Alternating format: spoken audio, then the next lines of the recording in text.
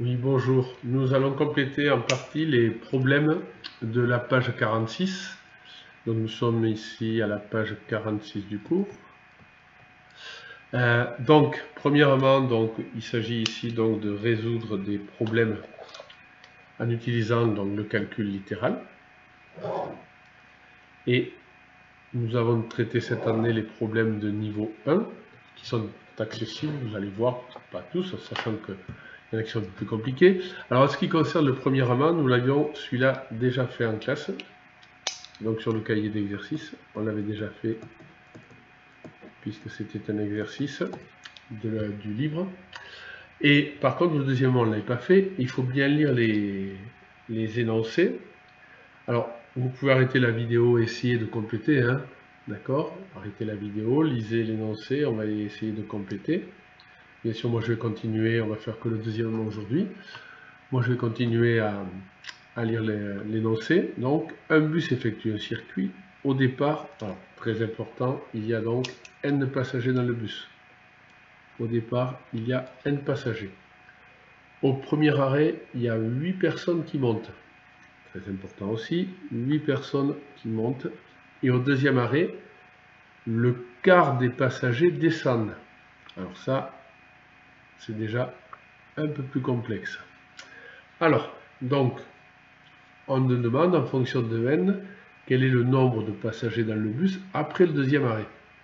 Alors, on ne pourra pas réduire sûrement, mais on va voir.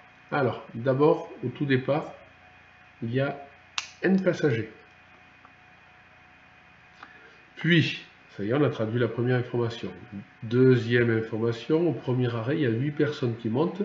Ça veut dire que dans le bus, il y a donc n plus 8 personnes.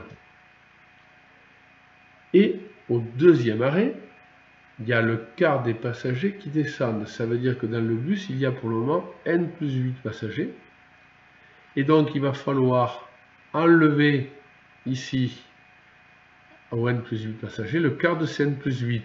Prendre le quart, c'est diviser par 4. Donc, ça veut dire que c'est donc moins les n plus 8 divisé par 4. Alors ici, on aurait pu écrire aussi n plus 8 sur 4. Mais ici, nous allons arrêter là pour ce qui concerne, parce que il faudrait repasser avec le travail et les fractions, on n'a pas la place ni le temps de le faire. Alors, sachant que dans le bus, il y avait 32 passagers au départ, il reste combien de passagers dans le bus après le deuxième arrêt? Donc, on va calculer 32 passagers dans le bus, il en monte 8, puis on va donc enlever le nombre total de passagers, c'est-à-dire 32 plus 8, soit 40 passagers, qu'on va donc diviser par 4. Ça veut donc dire que dans le bus, il y aura donc 32 plus 8, c'est-à-dire 40 passagers, moins 40 divisé par 4, c'est 10. Et ça voudra donc dire qu'il restera donc 30 passagers dans le bus après le deuxième arrêt.